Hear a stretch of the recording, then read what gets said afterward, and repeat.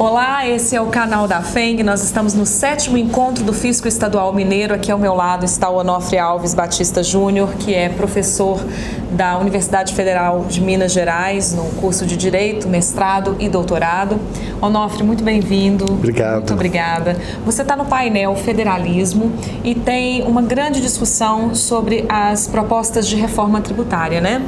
Então, dentre dessas propostas que estão aí, você acredita que elas são efetivamente de uma reforma? Não, eu não acredito que seja uma reforma efetiva, não. A gente costuma dizer que a reforma tem dois aspectos: eficiência tributária e justiça tributária. Se você me perguntar sobre eficiência do modelo, eu diria que sim. Sobre justiça, não é? Eu diria que não. O Brasil hoje, quando você vai na London School ou qualquer faculdade do exterior e eles conhecem o modelo tributário brasileiro, eles horrorizam, porque ele é altamente regressivo e injusto, na medida até que ele é calcado em impostos sobre o consumo, que onera, não é, a classe mais baixa e não redistribui riquezas. As propostas que vingaram são propostas que têm a ver com a melhoria da eficiência de tributos, sobretudo do consumo.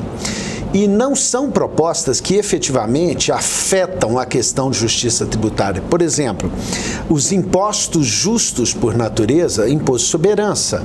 É natural que o imposto sobre herança seja um grande imposto de justiça na medida que ele evita a acumulação intergeracional, né? As alíquotas, por exemplo, nos Estados Unidos são de 40% para quem ganha acima de 3 milhões de dólares, a França 70%, a Alemanha até mais, países nórdicos mais. Isso faz uma justiça intergeracional. Então, ele é um imposto com uma finalidade redistributiva fantástica. Esse imposto não é mexido, ao contrário, existe um pedido dos estados para subir a alíquota do imposto, que é de 8 para 20, não é? E essa proposta não passa no Senado Federal. Em Minas Gerais, vocês acompanharam a dificuldade de se conseguir estabelecer em 4, quando podia chegar a 8, não é? É de se imaginar que o justo seria 8 escalonado conforme o volume de riqueza.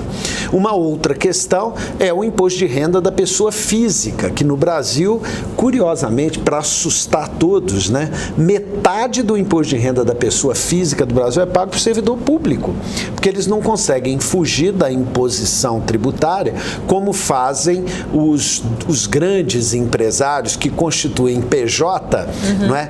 Pagam só os 15% sem submeter a alíquota progressiva e depois fazem uma distribuição de lucros e dividendos sem nada. Ou seja, atacar esses problemas de justiça, nada disso aconteceu ou nada disso vem sistematizado. Ao contrário, as propostas que vêm são até propostas interessantes sob o ponto de vista de eficiência do modelo, não é? Mas não são propostas que atacam a questão de justiça tributária. Então, eu diria que são meia proposta.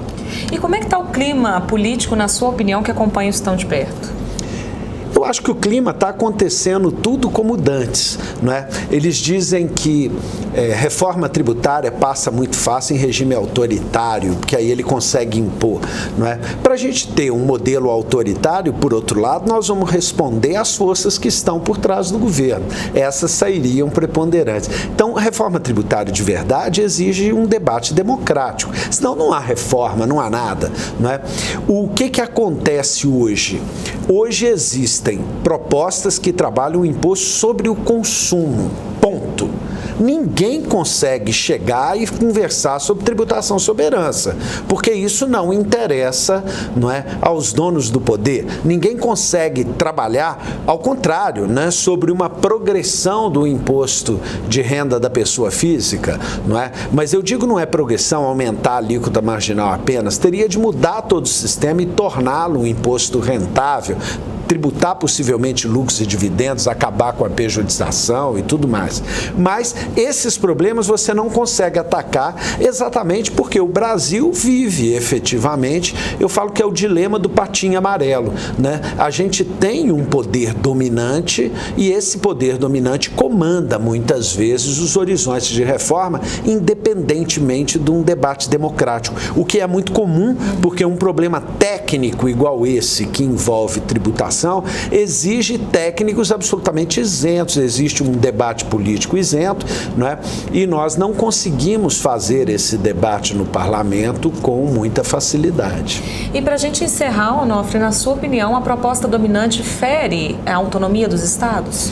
A proposta dominante, a chamada proposta API, do Bernard Api, ela é uma proposta que unifica todos os tributos sobre o consumo em um tributo só, né, regido por lei federal e com as alíquotas dos estados. Veja bem, ela acaba dando para o estado tão somente o poder de alterar as alíquotas dele.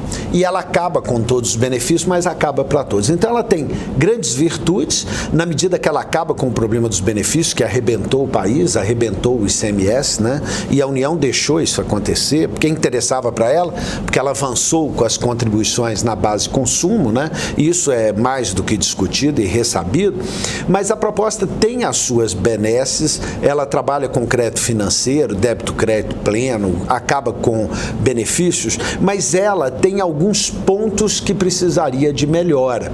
Por exemplo, esse conselho com a presença da União, os estados na proposta com o Cefaz se opuseram. Tudo bem, nós unificamos. Só tem um problema, tira a União daqui. Se ela for reger, os estados perdem autonomia.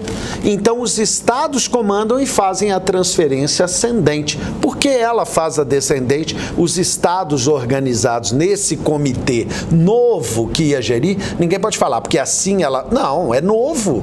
Eles fazem uma transferência ascendente. Isso é uma profunda homenagem ao federalismo. Você imagina que a gestão em estrutura de governança altamente democrática e moderna, feita pelos estados que fazem um repasse ascendente.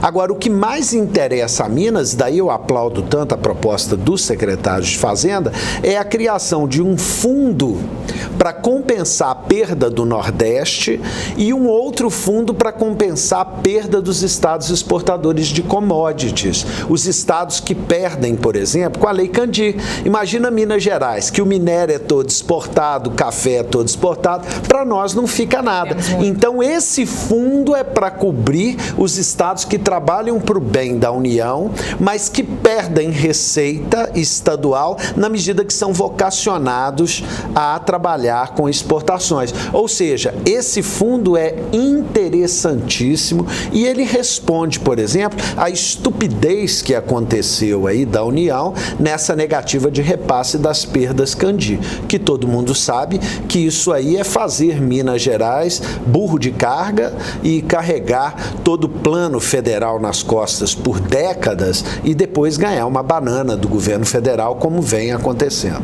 Com certeza, Onofre, muito obrigada pela participação no nosso encontro e aqui no nosso canal da FENG. É um prazer. Aqui é sempre um prazer estar.